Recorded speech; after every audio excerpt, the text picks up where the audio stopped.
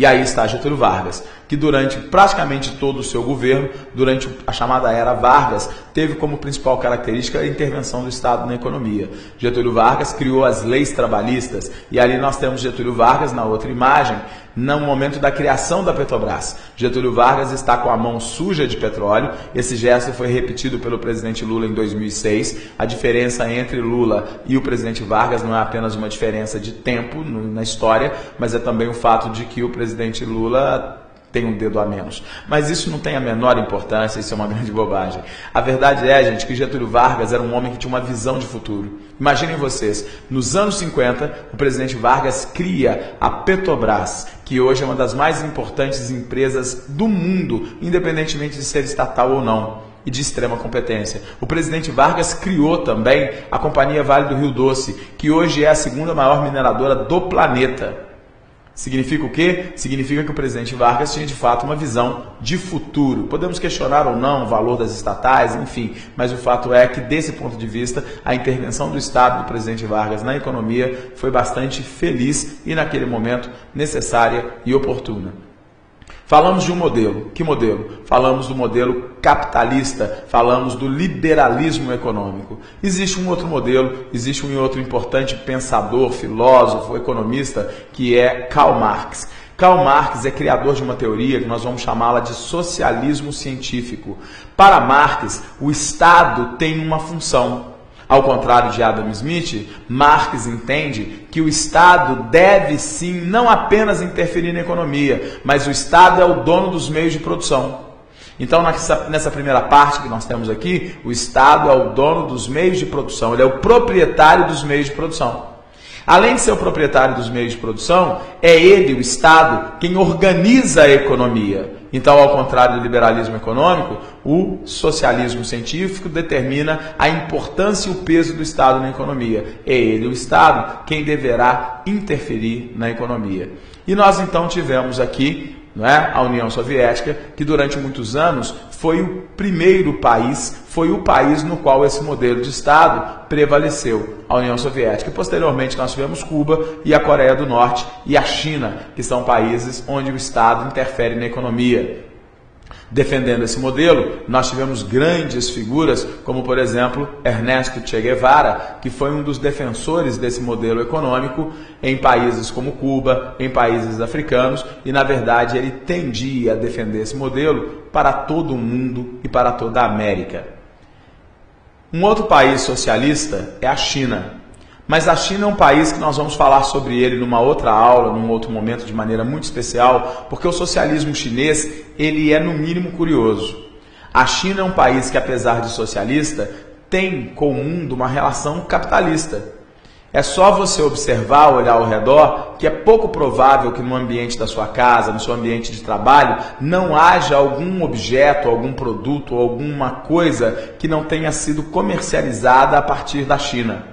Então, que mistério é esse? Mas, como eu disse para vocês, nós teremos em momento oportuno, numa outra videoaula, nós estaremos tratando especialmente da China, das suas contradições e da sua realidade. Mas a China é também ela um país socialista, um país no qual o Estado interfere na economia. Só para vocês terem uma ideia, o ano passado, o crescimento chinês foi puxado pelo quê? O governo chinês determinou no ano passado que os bancos chineses, diante da crise americana, diante da crise econômica, que os bancos chineses emprestassem dinheiro, principalmente para a construção civil, porque a construção civil é uma das indústrias que mais emprego oferece. E os 4 bancos da China, conhecidos como Big Four, os 4 grandes, são bancos estatais. Esses bancos então foram pressionados pelo governo a quê? A emprestar dinheiro para ajudar a ativar, para ajudar a manter aquecida a economia chinesa. Nos anos 90, a nova ordem mundial trouxe a globalização. O conceito de globalização, ele parte do seguinte princípio: seria o livre fluxo de capitais e produtos. Na verdade, livre fluxo de capitais e produtos, ele não existe. Em economia, é preciso sempre relativizar os conceitos. Então, por exemplo, vamos pegar a questão dos produtos. Não há livre fluxo de mercadorias, não há livre trânsito de mercadorias.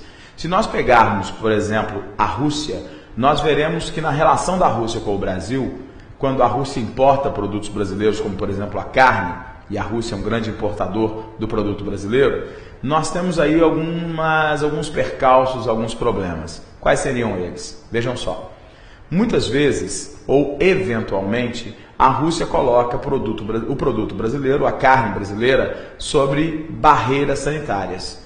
Então a Rússia alega que determinada região brasileira tem aí um surto de febre aftosa e com isso a Rússia coloca a nossa carne sob quarentena e o Brasil não consegue, por determinado período, vender a carne à Rússia. O que a Rússia está fazendo na verdade? Ela está estabelecendo uma barreira para proteger o seu mercado. Vez por outra, o governo francês subsidia sua produção também de carne bovina para fazer com que o produto brasileiro fique mais caro. Se assim é, nós não temos, por exemplo, como verdade, o livre fluxo de mercadorias. Ao mesmo tempo, o livre fluxo de capitais. Recentemente, o governo brasileiro, ainda que de maneira tímida, taxou a entrada de capital especulativo no Brasil em 2%. Isso significa, então, restrição à entrada desse ou daquele tipo de capital. Nesse aspecto, a globalização se vê como uma falácia, porque ela, de fato, não traz esse livre fluxo de produtos ou mesmo de capitais.